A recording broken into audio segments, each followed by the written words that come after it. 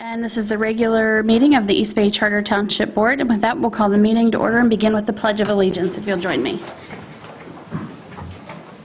I pledge allegiance to the flag of the United States of America and to the republic for which it stands, one nation, under God, indivisible, with liberty and justice for all.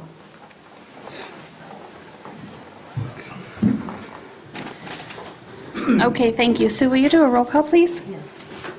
Cook, Here. Walters, Present. M. Cortade, Here. Lyle, Here. Bartlett, Here. I'm here, Friend. Here. Thank you. And the agenda is before you. Is there any conflict of interest to be? Okay, seeing none, on the agenda today, we have the regular consent calendar, and this is our report meeting. So we have internal reports of financial, engineering, ambulance, planning commission, and then we have individuals here for Grand Traverse County, Grand Traverse Conservation District. Leah was going to be here tonight, but had to reschedule, so with that, is there anything anyone would like removed or added to the agenda, or a motion to approve the agenda?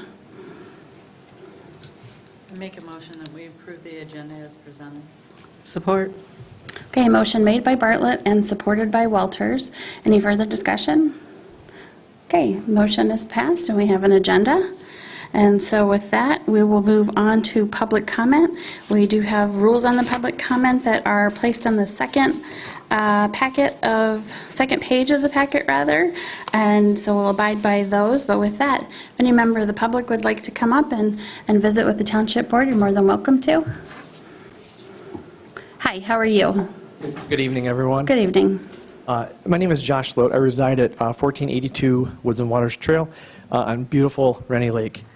I'm speaking tonight in hopes of raising both general public and trustee awareness around a pending issue that, if not properly handled, could haunt this township for decades. My concerns are with the GOREC planned unit development application currently under consideration, and with its irreversible and outsized impact on our community, safety, and its environment. Concerned citizens have been regularly engaging with the Planning Commission on these matters. However, since the most basic, responsible measures are being ignored in this process, and since the Planning Commission recommendations are generally approved without much friction from boards, it makes sense to start talking about this now before it's too late. It's also necessary to set the record straight so that decisions can be made with clear eyes and in the transparent interest of all stakeholders. The Rotary Beck Gorick, or Graylick Outdoor Recreation and Education Center, is currently applying for special ordinance trumping powers via a planned unit development application. Their expanded use requests include, but are not limited to, the creation of an event center that would allow for the following: 30 large-size special events with up to 500 guests each, including 12 summer weddings, each with up to 300 guests. In addition to the weddings, these events would include races, retreats, reunions, graduation ceremonies, and celebrations. 50 mid-sized year-round events with up to 100 guests for similar event types. A full campground with up to 328 guests with potential capacity of over 600. With shuttles, buses, and trolleys shuttling these many thousands of guests around. And 60 public boats launching on Rennie Lake on any given day, all carrying the risk of introducing dangerously irreversible aquatic invasive species to our forest lakes. GOREC's website says the following about the PUD application. Our proposal is to use the campus in the same way that it has been used consistently for more than 60 years. Remember, this is the former Boy Scout camp. We're only seeking to allow day use, as well as outdoor education and training programs to those not staying overnight. If our PUD application is approved by the township, it simply means that people will be allowed to come back for the day to hike, bike, ski our trails, play disc golf, kayak on the lake, and participate in outdoor recreation and education programming. Outdoor education and resource sharing are noble missions that should be applauded. But what part of any of what they're asking for sounds like outdoor education or even responsible stewardship?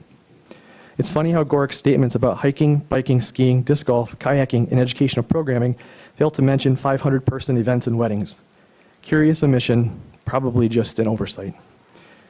What does any of this have to do with GOREC's core mission, or what they would have you believe from their website, public postings, and social media campaigns? Nothing, that's what. These are thinly veiled platitudes and misdirections that aim to take advantage of our collective good nature. And what of the claims in Gorik's marketing and in the application that their proposal to use this campus in the same way that it has been used consistently for more than 60 years? Beyond being plainly ridiculous in comparison to the asks in the PUD, the claims around consistency with historic usage have been repeatedly refuted by the township attorney in a memo to the township, by a letter from the former zoning administrator, by former camp staff, and by local scout historians, all of which I can substantiate with very detailed records. And we already have laws and foundational principles that protect against this sort of intrusion. Section 231 of the zoning ordinance regarding Forest Lakes Overlay District states, quote, "The citizens of East Bay Township will continue to enjoy the rural character of the community as manifested in the expansive views of the bay, the rolling hills, inland lakes, and woods. The rural character will be defined by clean lakes and streams, clean air, native wildlife, and the clarity of the star-filled night skies. A central purpose of this comprehensive plan is the preservation of these valuable assets for current and future residents." The zoning ordinance also states that the intent of the Lakes Area District is, quote, "intended to establish and maintain a low-density residential and recreational environment, predominantly for single-family dwellings and accessible rural adjacent areas to the inland lakes of the township."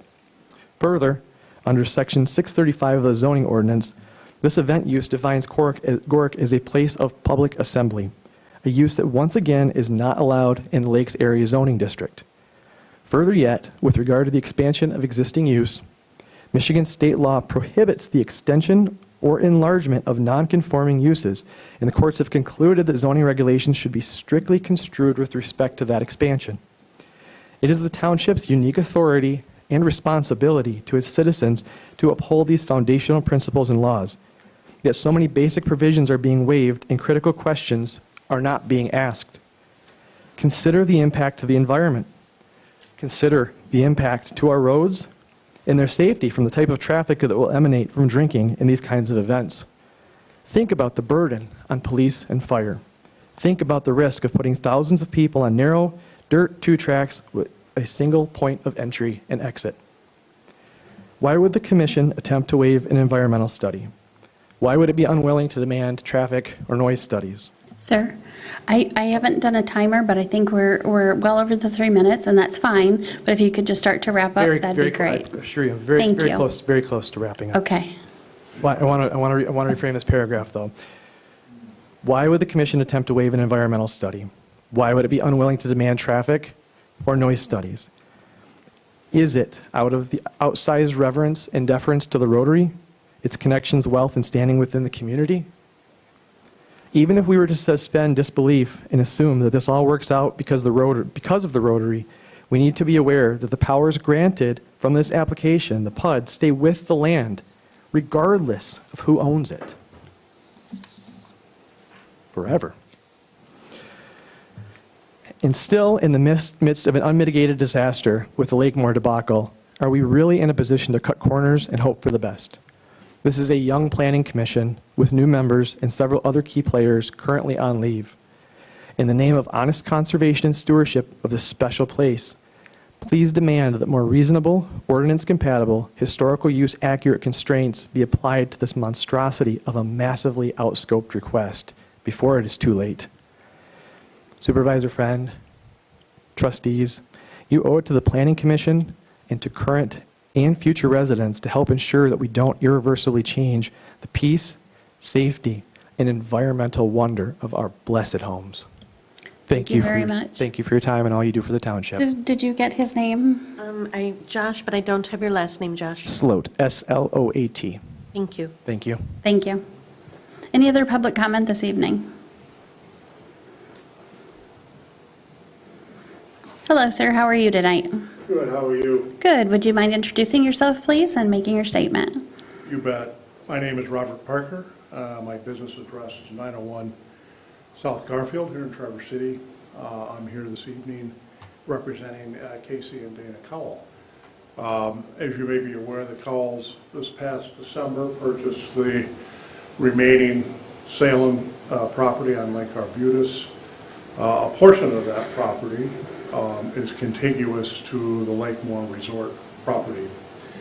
My purpose this evening is only to provide a small footnote, if you want to call it that, to the Planning Commission's report from 2021, which I think is in your packet. You may have noticed that the report indicates that the Planning Commission reviewed and approved a site plan for the Lakemore parcel in June of this past year.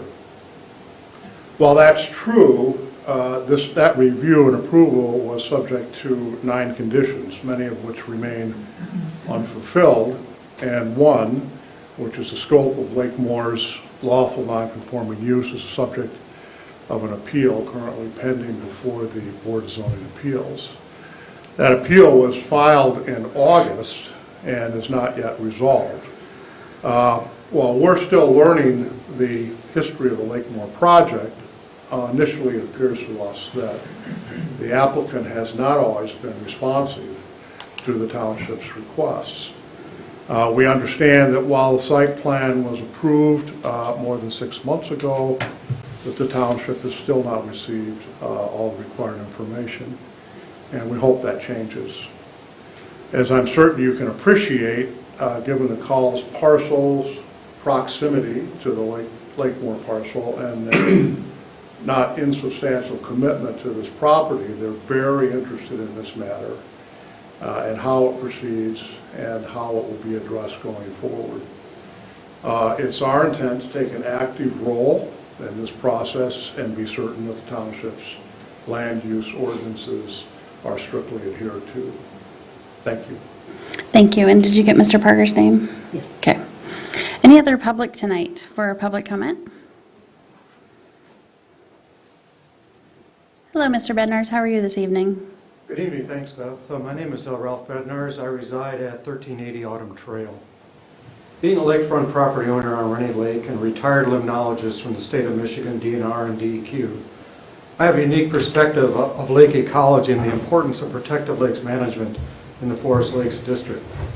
Tonight I want to request for clarification of the legal non-conforming accessory uses at the GoRec facility approved by Leslie Coterrier in her May 26, 2021 letter to Jeffrey Jacques of Sundee, Racine, and Doreen PLC, and Matt McDonough, Executive Director, Rotary Camps and Services. Specifically, Coterrier states, quote, overnight guests can continue to participate in historical accessory uses, parentheses, among others, close parentheses, including canoeing, sailing, kayaking, rowing. These historical accessory uses do not specify between the use of watercraft brought in by the general public and the historical use of on-site watercraft that was the practice of the Boy Scouts for over 60 years at Camp Greilich. The reason this needs to be determined is that public watercraft is the main vector for aquatic invasive species, AIS, transport and infestation in Michigan's inland lakes. No public watercraft should be allowed on Rennie Lake via the GoRec waterfront. The Rennie Lake community's recommendation to GoRec management and Rotary's Camps and Services on several occasions has been to only rent human-powered watercraft at GoRec with use only on Rennie Lake, no cross-use on bass, spider, or other water bodies. This is the practice the Boy Scouts followed for 6 decades at the GoRec waterfront, and I am not aware of any issues with AIS in Rennie Lake from this on-site watercraft use, nor overcrowding during their tenure. By allowing only GoRec's on-site watercraft and use only on Rennie Lake, both the number of watercraft and the ability to guard against AIS are controlled. I have asked township staff over a month ago for clarification on the allowed watercraft for these historical accessory uses. I have not received a response to date. I respectfully request that this township board intervene and require this clarification. Thank you for appreciating my comments tonight, and thank you for your service to East Bay Township and its residents. Have a good evening. I'll leave a copy of my comments with Preston. Thank you. That would be just fine. Thank you. Any other public comments this evening?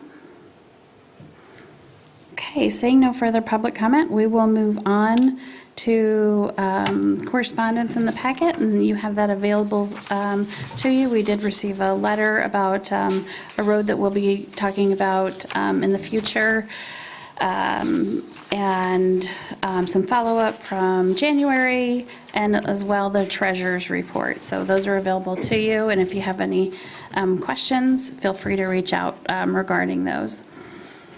And then we'll move on to the consent agenda. Sue, do you want to go over the consent agenda? Certainly. The purpose of the consent calendar is to expedite business by grouping non-controversial items together to be dealt with by one board motion without discussion. Any member of the board, staff, or the public may ask that any item on the consent agenda be removed and placed elsewhere on the agenda for full discussion. Such requests will be automatically respected. If any item is not removed from the consent agenda, the action noted in parentheses on the agenda is approved by a single board action adopting the consent agenda. And tonight, we have two sets of minutes. The first is the regular meeting of December 13, 2021. The second is a special meeting December 28, 2021. From the general fund, we have checks numbering 16745 through 16798 in the amount of $171,671.40. From the emergency fund, checks number 4851 through 4868 in the amount of $39,546.62. The receiving fund, checks number 2842 through 2847 for $600,422.08. From the escrow fund, checks numbering 1794 through 1806. There were two checks previously approved, 1780 and 1781, for the amounts of $27,167.71. And because we have created a road special assessment fund, I have added that. That began back on 5/5/2021 through 12/21/2021. Checks number 101 through 106 in the amounts of $206,818 and 11 cents. We had two payrolls. The first one from December 5, 2021 through December 18, 2021. Check numbers 7282 through 7286 totaling $48,461.36, and that includes check number 7286 for $1373.68 to State of Michigan, and $8,775.75 for payroll tax. There was a replacement check issued for a lost check that was $72.81. And then on 12/19/2021 through 1/1/2022, check numbers 7287 through 7289, totaling $52,346.43. And that includes State of Michigan withholdings check for $1453.64 and payroll tax of $9,596.59. For total payroll, $100,807.79. Total amount paid, $1,146,433.71. And then for additional items, there are no proposed budget amendments at this time, but there is the 2021 resolution numbering changes and assignments. Thank you very much. With that, does anybody have, did you want to drink a water after that? I know. With that, does anybody have any thing that they would like removed from the consent calendar? Seeing none, we'll ask the public if anyone would like anything removed off of the consent calendar. And if there are none, we'll bring that back to the board and see if there is a motion on the consent calendar as presented. So moved. Support. Okay, there was a motion by M. Cortate and support by Walters. Any further discussion? Okay, we'll do a roll call vote, Sue. M. Cortate? Yes. Walters? Yes. Lyle? Yes. Bartlett? Yes. Cook? Yes. I vote yes. Friend? Yes. Okay, thank you very much. With that, we'll move on to the business before the Township Board. Steve Kurnovic, is usually here with us. He is not. It's pretty snowy weather, and he was able to do some of his work this month by remote. So we've done that about maybe 2 or so months now that he's doing some of that. Hopefully they'll just be up quarterly instead of every month, and can handle a lot of it online and through email and so forth and meetings. So with that, you did have the financial packet in your information as well. We've looked back at all of the information that we had that when we went through the budget process, and looking at that expected year-to-date end. So if you'll recall, gosh, when we were just really first taking a thumbnail sketch of this, I had mentioned to you guys, I think, super rough numbers, like looking at the budget from the revenue expense from a distance. I thought we'd be right about 200,000, probably on the good side. And I said, that'll change, because it always does in the last quarter. You always see that change. And certainly that did. Started to look at it again much later after we were done with everything. We were looking at about 160, so that's about right. Now, one of the things that factored in there then that will hit that is the $110,000 loan that we're doing for that private road special assessment. So that'll take that 160 down to about 50,000, and that's what the year-to-date expected is showing on my record. So we've been pretty close on that budgeting. As a matter of fact, we did amend the budget, as you know, over the 2021 fiscal year, bumped it up as projects came about and different things happened. For example, like the second road brining, those types of things. But we ended up overall, it looks like we'll be within about 1% of our original budget number. So pretty darn close on some things. And I know that our medical director, Nick Lemko, really appreciates it when we run just so close, very close to that budget. Says, could we not add just a little padding in there?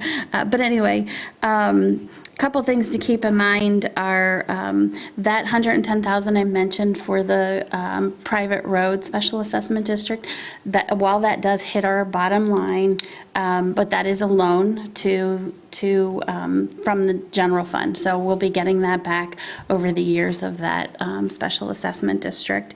And let's see, and some other just things to keep in mind over the past fiscal year, that financing of the SAD, we did the surface out of the general fund, the majority of the surface improvements or half of the surface improvements for the roundabout.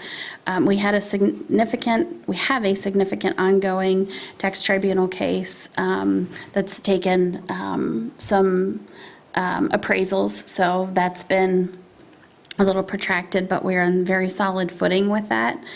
So committed to going forward with that. We've had a large enforcement action that you're aware of. We've reorganized the planning and zoning department, and been very, as I mentioned, some other smaller unexpected things like the second brining or the brining that was way more than any of the townships had expected originally, for some circumstances outside of the road commission's control. And also just, we've been very active in the planning of the trail efforts and some recreation planning and so forth through the year. So I think that kind of gives you a general snapshot of where we think things will end. We will be getting ready in March. The accountant will be here helping us do audit prep, and I meant to look up the date of that before I walked in here, and I had to say it slipped my mind, but I believe we're in the early weeks of April. Is it 4th or something like that? Typically we're a little week or two later, but they bumped us up a little bit. So with that, if you have any more specific questions, I don't have my laptop here open to get to the specific data information, but happy to research anything or find any answers to any questions. Okay, with that, we will move on to engineering, and we have Wade Trim. Brian Souza is here, and he's going to cover a couple things we've been working on. Absolutely. Good evening, everybody. Brian Souza from Wade Trim.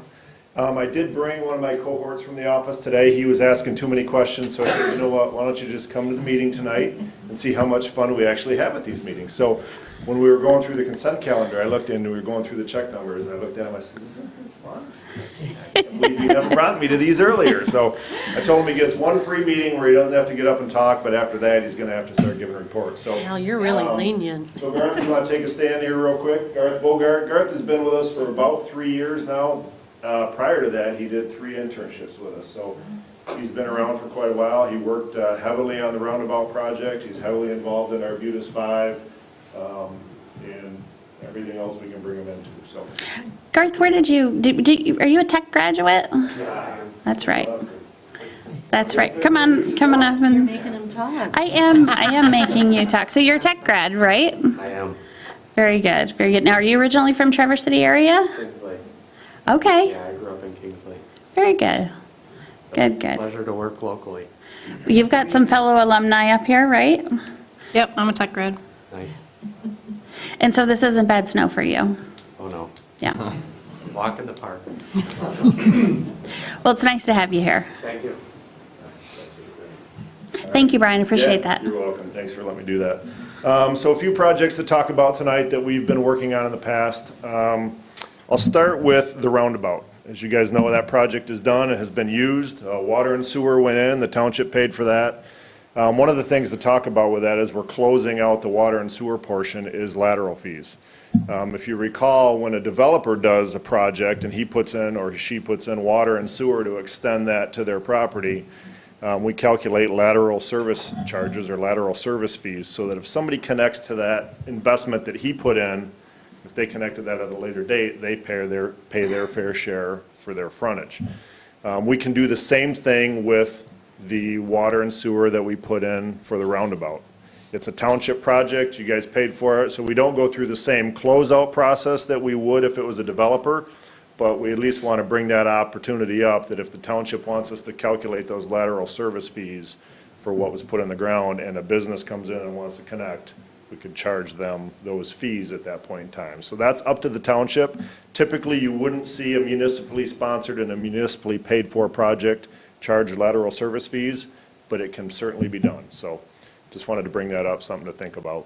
Yeah, if you don't mind, Brian, when I talked with Brian last week, I was asking him about, the closeout that we typically do versus when it's one of our projects. And we talked about this, and I said, I don't really want to make that call, but happy to have the board, think about that and consider that. So feel free to let us know your thoughts, and even at future meetings, or if we want to put that on as an agenda item or something. Yeah, certainly nothing that we need an answer on tonight, but something to think about. And if you want to go that route, just let me know. All right. Any questions on that project?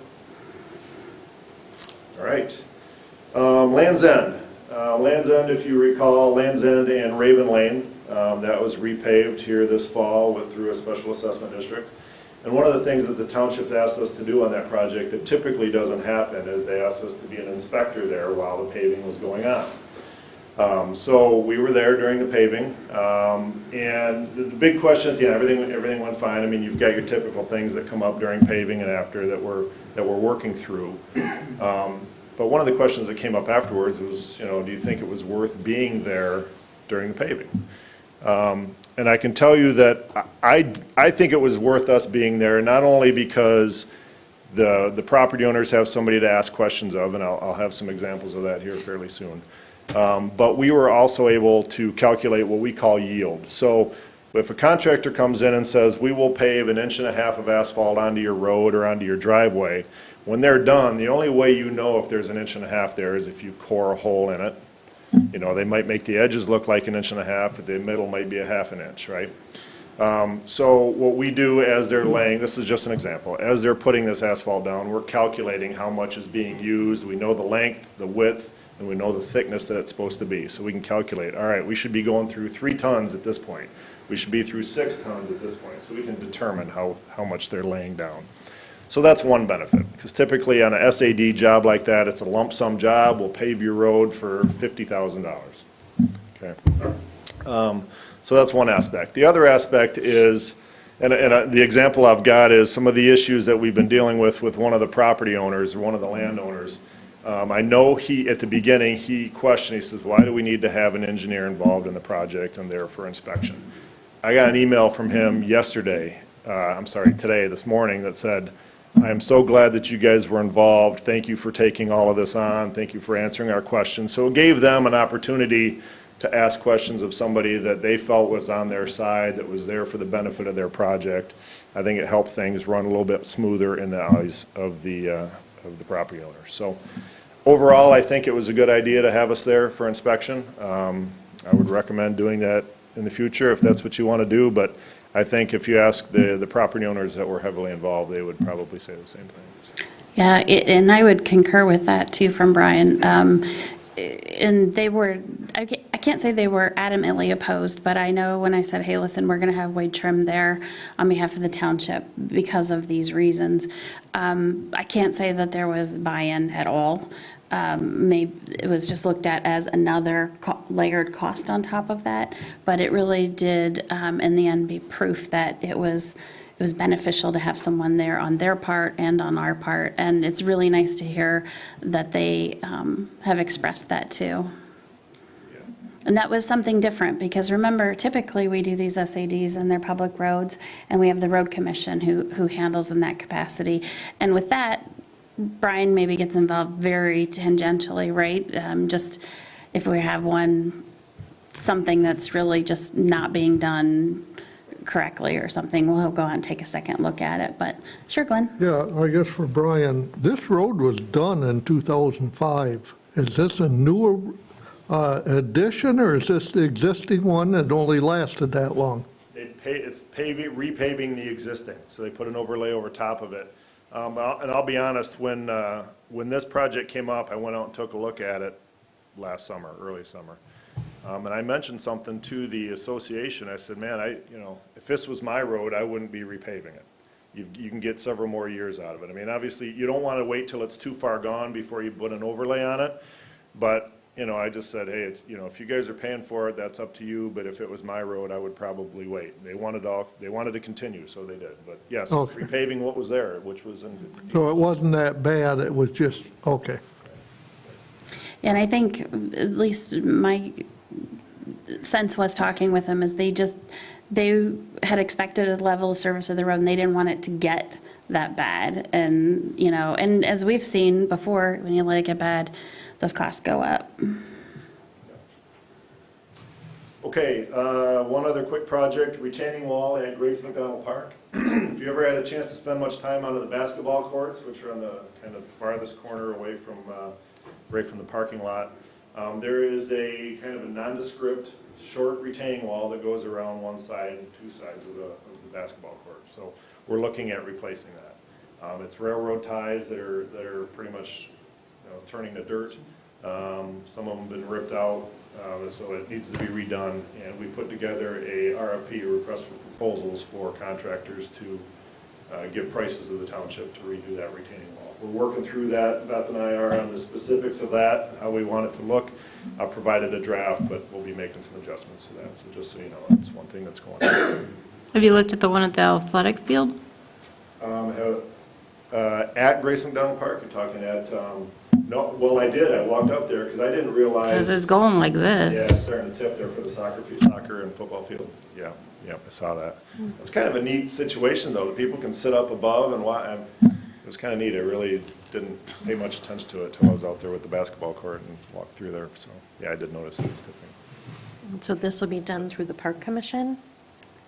Well, actually, I think I have the funding in buildings and grounds, if I remember correctly. It's considered a repair, so it's Yeah. on township board, So- not on the Parks Commission. It really, I contacted Brian about this because, first of all, getting contractors was at a difficult time, and so we pushed it to the next year, and I thought, given the time, and then I had one guy give me some prices, and seeing the extent of it, and then I thought, well, I could get more prices, but I'm higher than I thought it would be, and which always happens, right? And two, I want to make sure we're comparing more similar items, so I just thought Brian put together a nice, concise RFQ for us, or RFP for us, so. Okay, last one, Arbutus 5. If you recall, the Parks Commission and the township applied for and received grant funds to do work at Arbutus 5, basically phase 1 of a multi-phase project. We are in the middle of, well, we're near the end of design. We are close to getting our permit from Eagle, formerly the DEQ. Met with them out there a couple times, most recent being last week. So I think we're at an endpoint with what they want to see as far as adjustments. We've made those adjustments and resubmitted last week for that. So I would expect to get that permit in hand here relatively soon. From that point, today we submitted for the well and septic permit through the health department. So that's forthcoming along with soil erosion as well. So we are near the end point of everything. The plans are in good shape. We'll be going out for bids. Once we get the permits in hand, we get the approval from the DNR, we have to submit all of that to the DNR and have them approve what we're doing. We'll be going out for bids. So hopefully that will be here early spring that we can start looking at bids and finding our direction from that point. So that's where we're at with that project. Any questions on that?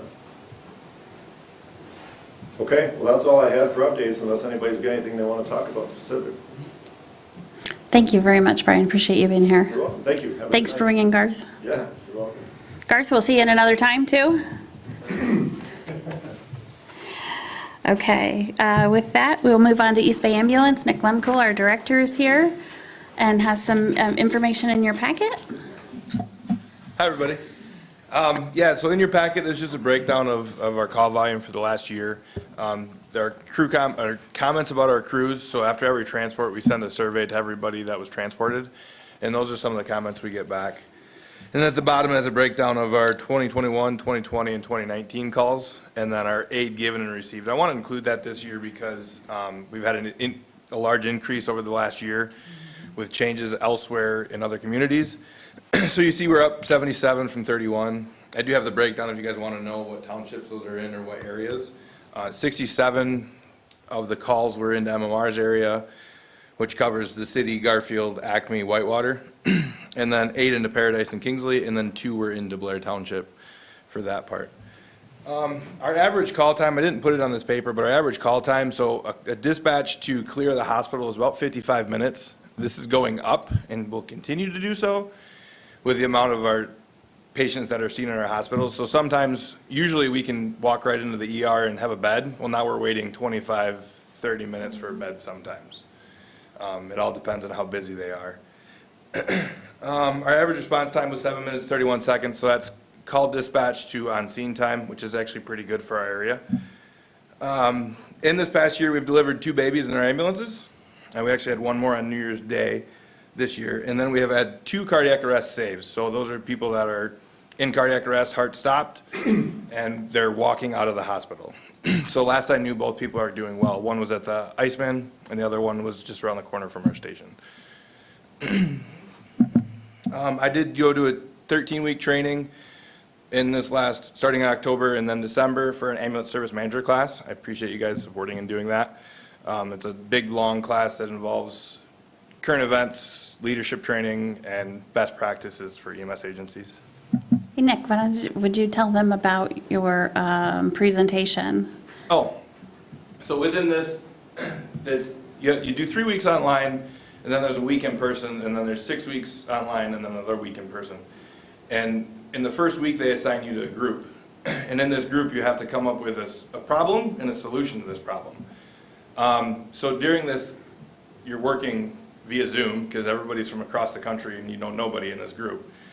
So we came up with an issue, which is mental health and EMS services, which is a huge issue that we all have, and try to be more proactive than reactive. So we developed this whole system and process to figure out when people are going to start having issues mentally. And of 5 groups, our group was chosen to present at this leadership summit in Florida in July. So we're one of the best. They were marginally over time on their presentation, but they kept them going because they really, really loved the topic. And How many did they, I think, were you the guys the only ones who were No, they asked? selected two Selected groups. Typically, two? they only Okay. select one, but they selected two from ours, but ours was still the best. But yeah, so we were invited to go back to Florida in July and present their leadership summit. Awesome. And not only is, I know Nick's appreciative of going, but I'm really appreciative of you guys letting us have the budget to offer these opportunities to staff members, because it really makes them more engaged and satisfied in what they're doing. So it's a win-win for everybody.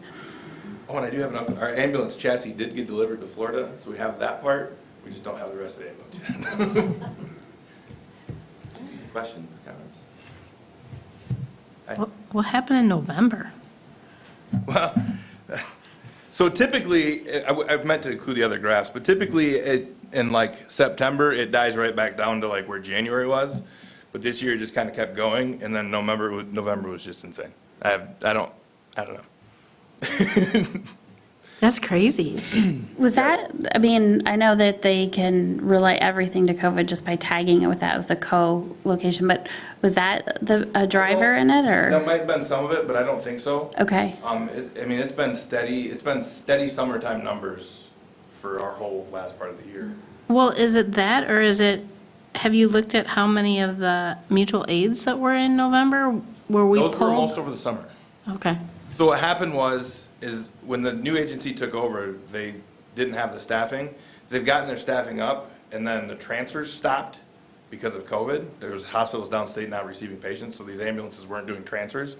So they had their 4 ambulances in town. Okay. And that was during that time, and I don't have any explanation. okay. So we're busy. So how are we doing in January? We're at 28 calls, and we've missed 2 calls. The MMR's covered for us, and we've covered 4 for them so far. And today's the 10th of January, so we're looking to have a nice And month. we've covered 2 for them today. Today? Today. There's a lot of sirens going on today. It's been the norm lately. It's really nice to hear about those 2 births, and I know that's really exciting too for the paramedics on duty. It's actually been the same paramedic on all 3 births, too. They just want to make sure they know when they're on call. I've gone 16 years and never had a delivery until this year, and then Rachel, who's a brand new medic, has had 3. Wow. Cool. Nobody wants to ride with her. Or maybe everyone does. Pro now. Well, that's great. Thank you so much, Nick. Appreciate it. Thanks, guys. Absolutely. Okay, with that, we have PT is here with the Planning Commission Annual Report. He is filling in here for Claire, who is on leave right now. And thank you for being here. I really appreciate it. You are welcome. 2 things before I get started. One thing Nick did not mention is that his ambulance provided backup for us on a cleanup that we were going to be doing. And then we will be using them again once it eventually takes place. So we also have that, we use them as a resource as well, and it was quite comforting to know we had ALS right around the corner. God forbid we needed it. As Beth mentioned, I'm kind of filling in or representing tonight for the planning annual report. The second thing I wanted to mention before getting into this is what a blessing Claire Carner is. And I realize that more and more now that she's not here. She has no idea I'm saying that tonight, and I highly doubt she's tuning in. But she's a very busy girl and makes it look easy, and we're blessed to have her. I'm going to kind of glaze over these, and I'll let you know what I am familiar with, and then there's a couple things I really wanted to comment on.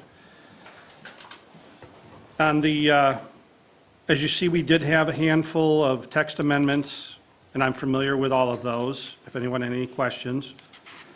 The variances and appeals, I became involved in Appeal 421 through the end of the year, if anyone had any questions.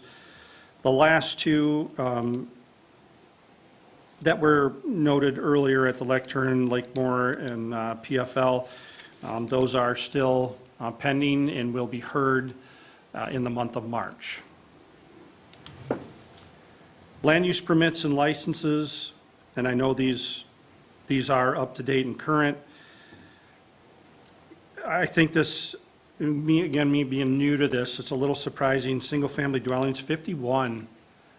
And with labor issues and construction issues, material issues, I'm blown away at the amount of not only large projects that are going on in East Bay, but the single-family dwellings that are going up. So 51 permits were issued for 2021 for just single-family dwellings. Take a drive around East Bay and you quickly see there's a lot of commercial projects that are going on. With Claire's absence, I do have some insight on some of those and what's going on. Again, blown away at the scope and size with the state of affairs in our country. Total land use permits, 144, and transient activity permits, 6. Would like to do a side note real quick on developments, single-family dwellings, or anything that's being built in the Forest Lakes area. There is a checklist that is in place that now kind of slows down the permitting process slightly. I'm involved with that, and the builder has to make sure that that checklist, all the boxes are checked, that they are respecting the Forest Lakes overlay with respect to impervious surface, vegetation, trees, and so that's in place and being used actively. Code enforcement. These numbers are going to seem rather low, in my opinion. In the phone and email communication for possible violations, it shows 22. Weekly, if not daily, I receive phone calls, and this isn't a, hey, I'm working hard for you speech, about concerns. There are trees being cut down. There's a couch in the ditch. It's a wide range. There would be well over 100 if I kept track of all of those, and I simply don't. These phone email communications for possible violations are individuals who want an investigation launched and they want follow-up done and they want to hear back. Letters of information sent out, 22. Those 22 letters are to inform the citizens that they are in violation of some portion of the zoning ordinance. That is putting them on notice. And please know that they've also, 99% of the time, they've heard from me prior to receiving that letter. I don't just throw out a random letter. I want to have an opportunity to talk to them. Letters of violation are 6. That means when they have not met my request to bring the property into compliance or to bring the problem into compliance, a letter of violation is sent out then, indicating that if it isn't rectified within 2 weeks, then a citation is issued.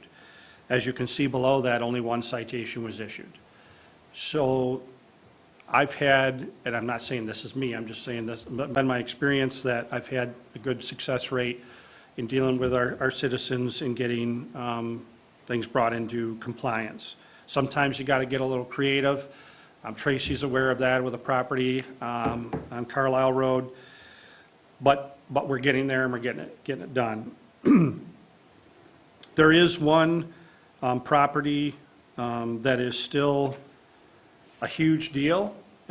We will be in court over this in a few days, and the township and our office is committed to seeing this through.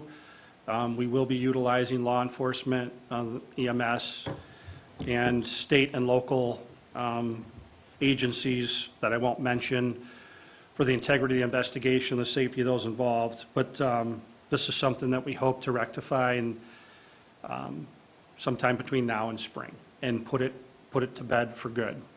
So that is still in the works, and it bothers me that it takes this long, but there's a lot of moving pieces. And I think we've come a long way. And we've had success with the 86th District Court, and I think we're going to see success here in a couple days as well. Trainings attended. Glenn didn't think I'd make it 30 days. I'm on my 6th month now, Glenn, so I think you'd be happy to know that. In that timeframe, I've completed a few things of note, which is a code enforcement officer safety training and a citizen planner. So the citizen planner was a prereq to my zoning administrator certification, which will take place this month and next month. And as long as I don't bump my head too hard, I fully anticipate completing that without any problem. Well, just don't pull your hair out working on it. Correct, yes. With me rambling on that long, is there anything that any questions I can answer or clarify, anything? One thing I'd like to say is, well, I take nothing away from the talent that we have in Claire Carter, and you guys all know that, and she knows that. PT is selling himself a little bit short maybe in front of you and being humble, which is a great way to be. But it has been a phenomenal choice that this board has made to bring him on board. And to have people who are concerned about issues, significantly contact you. And even when things don't go their way, say that they are appreciative of the process and the proficiency and professionalism that they've worked with PT is a very nice thing to hear, and super appreciative of that. They have a great working team in that office with the three of them, and I think it's a good thing, so. Thank you. All right, thanks, guys. Thank you very much, PT.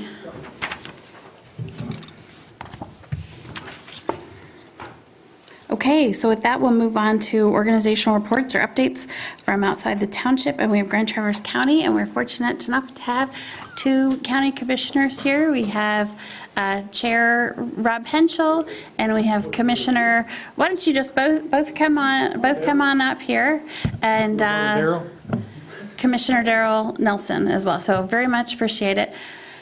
We do have two mics. You can both stand there, however you guys want to work it out. We feel very fortunate and cared for, so we're in your hands to hear an update. All right, well, it's hard to follow a good planning report, but we'll be much briefer. Rob Henschel, Grand Traverse County Commission Chair. Really, I'd say short agenda this January. We are looking at a request by Long Lake Township to take over Twin Lakes Park. So we had a nice long discussion on the interest that Long Lake has. As I say, Nick's dad wants a park, so that's Ron Lemko, the supervisor of Long Lake. Other than that, we elected our new vice chairman for 2022, which is Commissioner Brad Jewett. And let's see, in December, did we report in December? Early December, yeah. So we did pass our balanced budget in December. And that's compensation. I'll let you take it from there. You can play cleanup. Okay. I think last time we talked, we had the wage and compensation study, but we hadn't looked it over and decided what we're going to do. So in a nutshell, we provided a 9.5% increase to all employees, qualify that as all employees with quotation marks, but there was some that had already gotten a 1.5. But we divided it up as a 1.5, a 3.0, and a 5.0, so at different dates. So it is going to add up to a 9.77%. And as we all know, in every industry, we're all competing, and the Grand Traverse County employees a few years back took no increases. So we kind of looked at the data. We didn't want to be at the 100th percentile. In other words, the top payer. We didn't want to be at the 50th percentile. We kind of shot for about between the two, so about 75th percentile. So that's what we did. And then today, Northern Lakes Community Mental Health hired a new director, Dave Pancote, and I have not met him. Made the offer. He hasn't accepted. Made the offer, okay. And it's Macomb, he's the Macomb County Community Mental Health Director, so he brings some good experience. And He actually has some experience with jails. He's kind of written a program down there that I think was of a lot of interest up here, because we have a lot of issues with jail mental health issues. we're hoping for an acceptance and good things from him.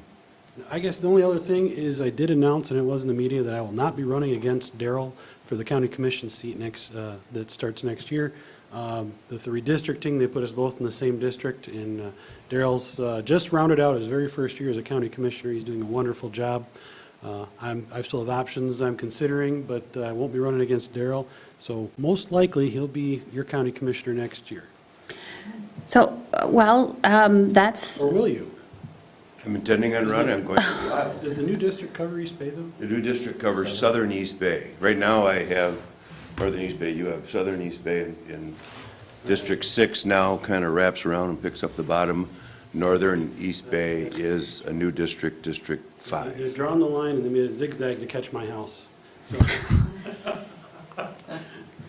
well, I will say personally, I was putting money on this being the most interesting race in the county because you both have a great sense of humor, so.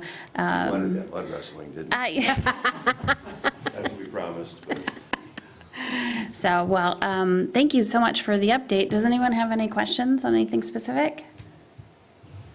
Okay, well, thank you so much. Happy New Year. Happy New Year. Okay, with that, we have Steve Largent here, who's here with the Grand Traverse Conservation District and the Boardman River Project. Steve, we're so glad to have you.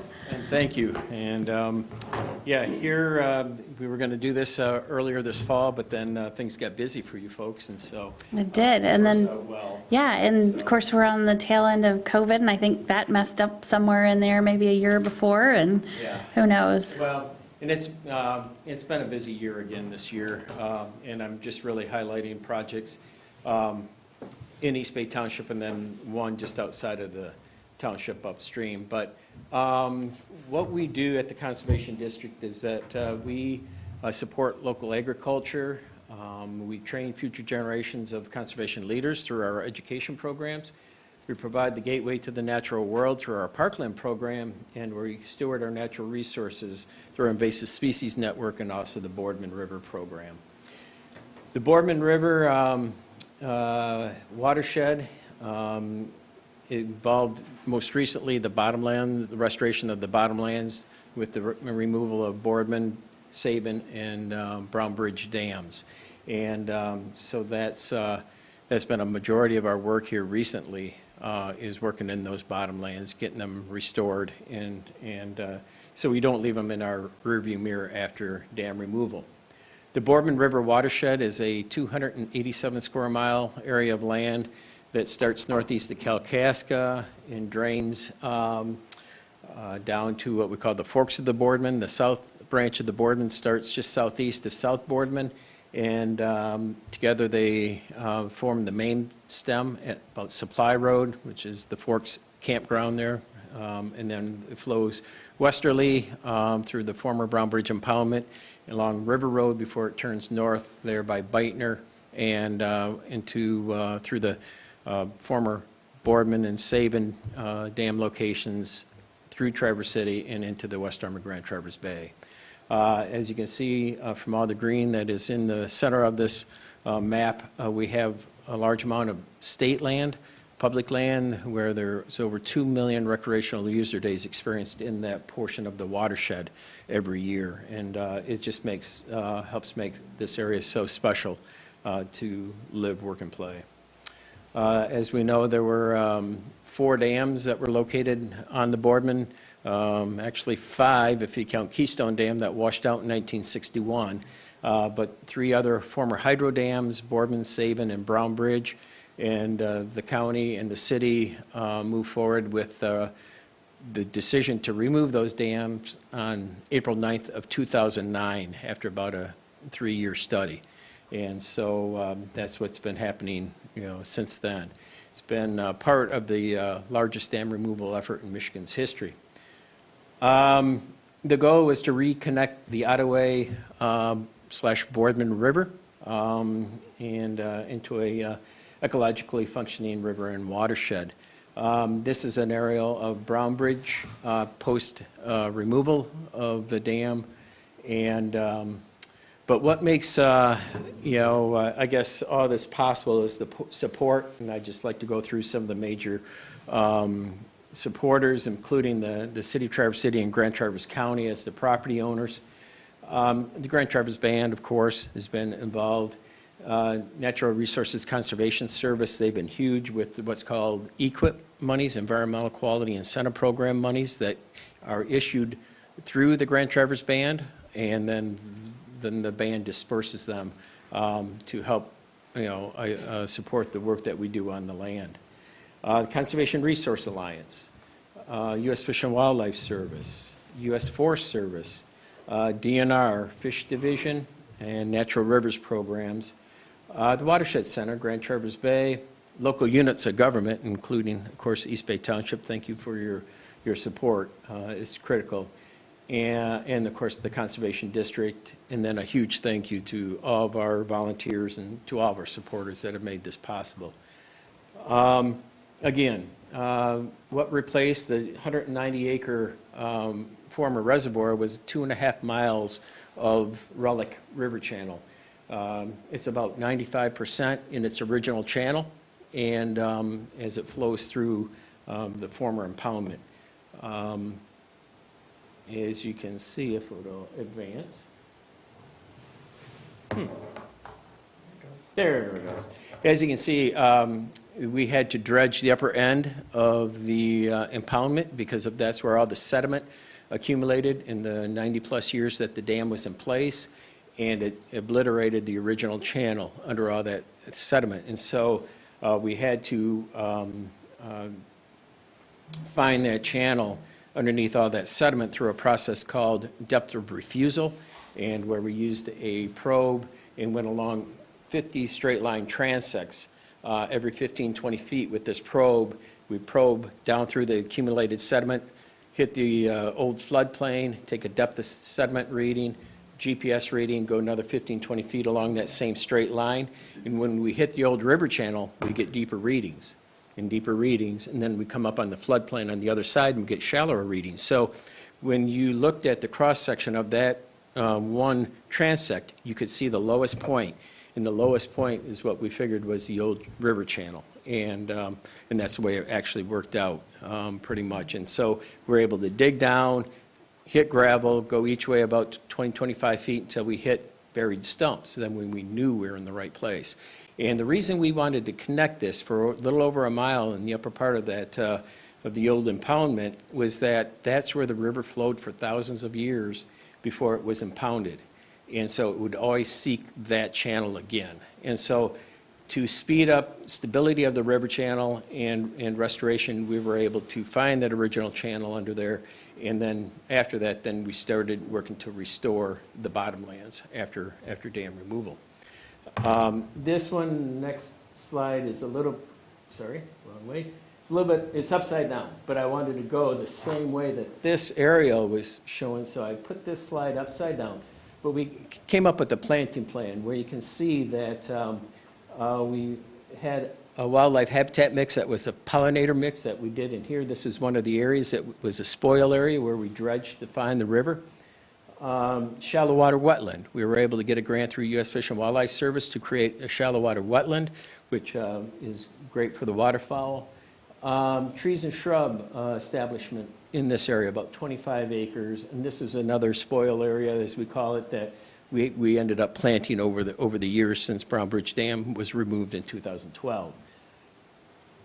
We also, because of the lack of wood, and wood is critical in a healthy river system, we put in actual large wood, and this is phase one that we did in 2017. We put in 23 structures. So learning from that, and on the heels of that, we applied for funds through the U.S. Fish and Wildlife Service, EQIP, and other funding in the city. And this is a former sand trap at the base of the lower part of the impoundment. So this captured the sediment that was being created when we were dredging upstream trying to find that original channel. We created sediment, of course, and we had a series of sand traps that we cleaned out. This was the lowest one that in the system right here is the old dam, if you look at that. So this is actually underwater. This would have been underwater. So we dredged all that sediment out, but it is highly infertile, highly unstable, and so it kept eroding and eroding, and then people walking down to get to the river, kept causing issues. So we ended up going in and creating phase two wood plan. And so we ended up This is Andrea Palladino from the Natural Resources Conservation Service. She's an engineer. She oversaw the project. This is Brett Fessel from the Grand Charles Band of Ottawa and Chippewa Indians. They provided a great deal of the funding for this. And this is the contractor, Sean Knaus from Knaus Outdoor Restoration. And so we met here to do a safety plan before we started the project. We had to source wood, large wood, and quite a bit of it. And so we were able to do that. And then we had to haul it into the project site, and we hauled in close to, I think there was close to 125 pieces total.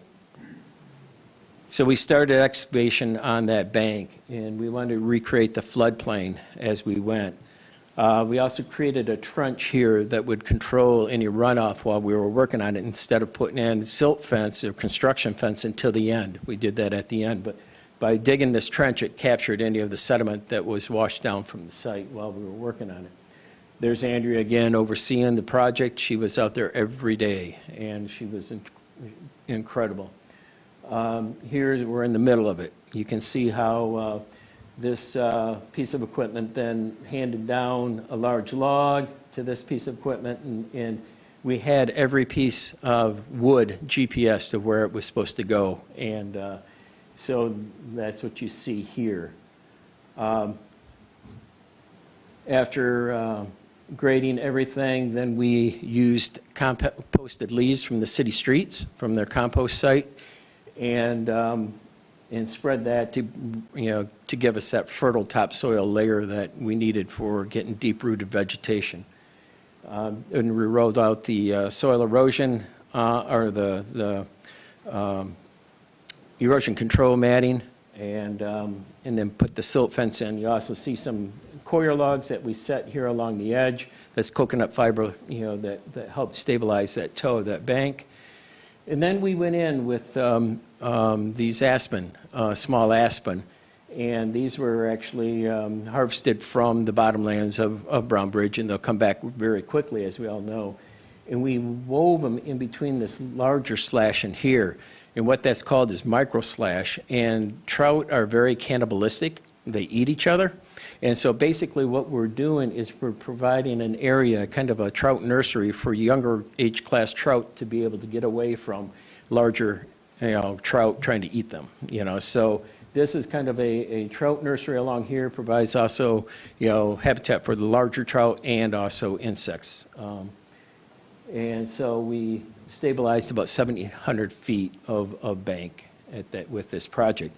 We also then got volunteers involved and planting contractors, and just this past year alone, we went in and we ended up planting over 8,500 native trees and shrub seedlings.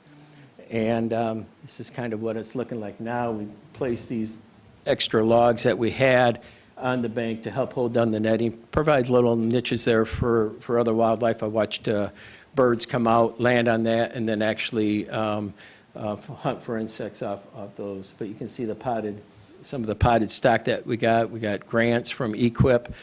We got grants from DTE Energy, provided trees.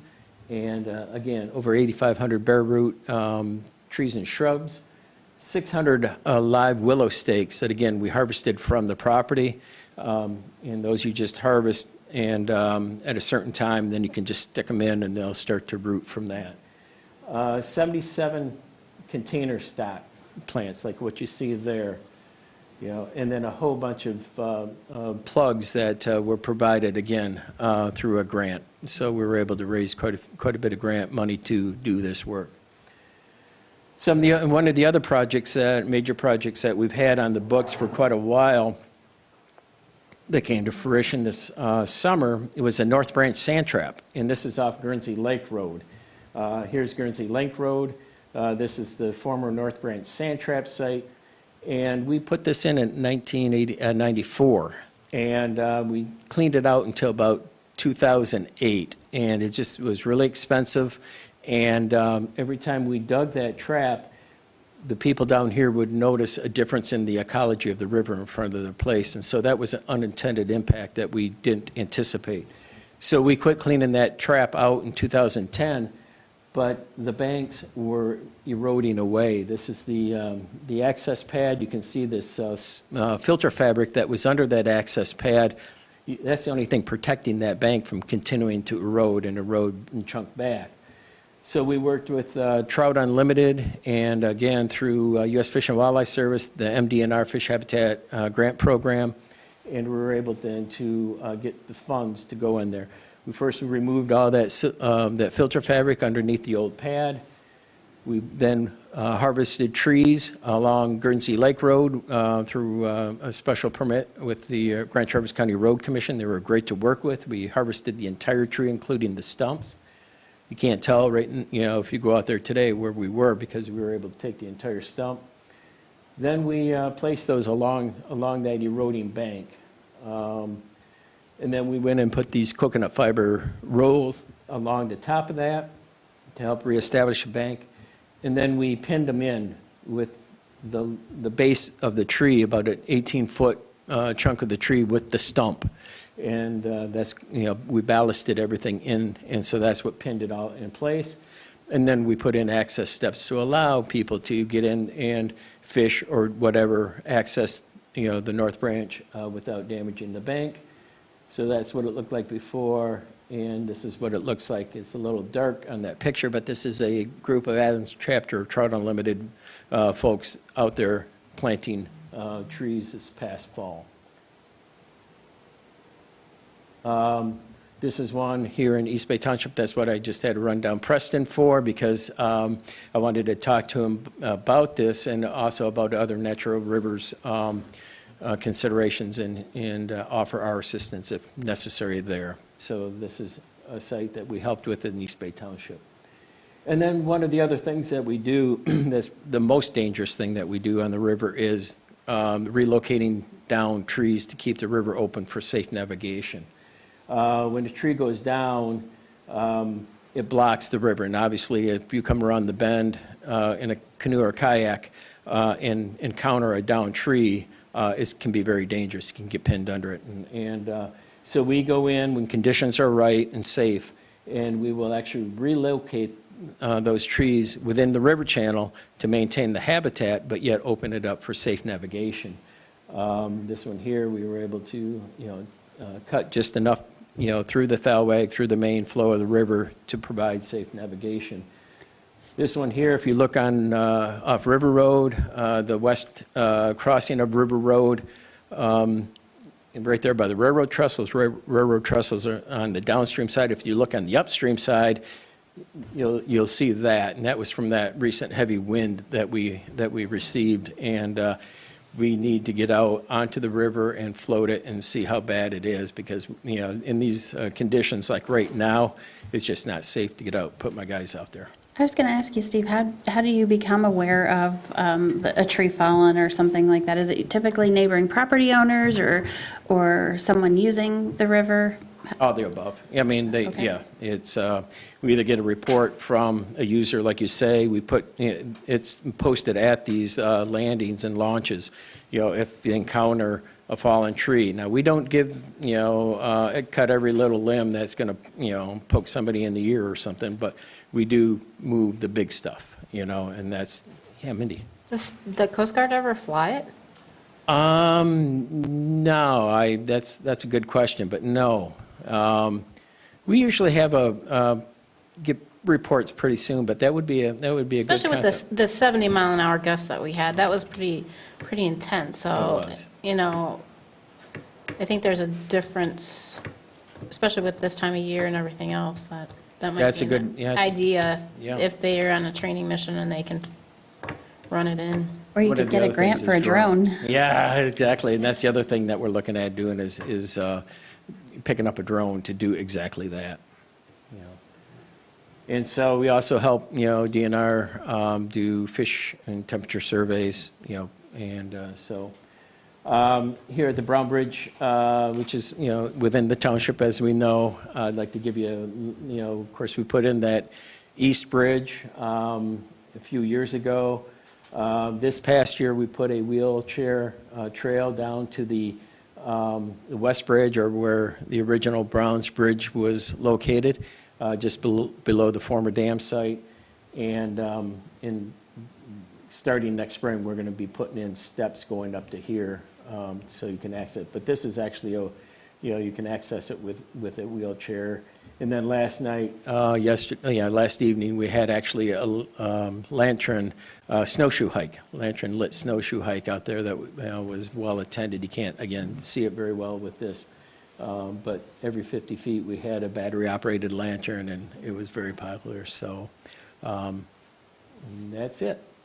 So thank you again for your support, and any questions? I don't have a question, but I do want to thank you. I know you're here about the Boardman River project, but just so trustees know how much we do utilize your office, invasive species. I mean, when we had the oak wilt, when we're doing a park and we want to know, do we have invasive species? Don't we? What can we put in? What can't we? Just so many times, it's been a great resource for us, so thank you. Oh, thank you. Any other questions? Well, appreciate it. Thank you very much. Nice work. Yep, very interesting.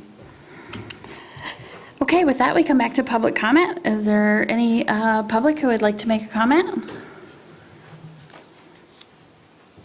Okay, seeing none, we'll notice that our next meeting is Tuesday, February 15th. It's not on the Monday, it is on the Tuesday, so hopefully the public who would otherwise like to be here and comment can enjoy some time with their families on Valentine's Day. And there was one other thing, I did want to mention too, talked about noticing agendas and so forth. So just if ever, we do this internally through the office, I think we do it commonly, but if you ever have, residents commenting, how do I know what's on agenda or so forth, really send them to that website on Documents on Demand when they go into finding where the minutes and the agendas are. Across the top ribbon, there's a notification. They can click on that, put in their email notification. Literally, I like to say they have the board pack at the same time as you. Actually, sometimes they have it 5 minutes before you guys, because it gets uploaded there, and if they get an email notification, it goes right out. And you don't have to get every notification on every board meeting minute packet. You can tailor, I only want planning commission, or I only want minutes on all the different boards. So you can tailor what you're asking for. So it's a nice service. Documents on Demand does a good job with it, from what I can tell. They're really a reasonable vendor for us too. So that next meeting is Tuesday, February 15th at 6:30, and that is here. And if there's no objection, we stand adjourned. Thank you, everyone. Have a good evening and safe drive home.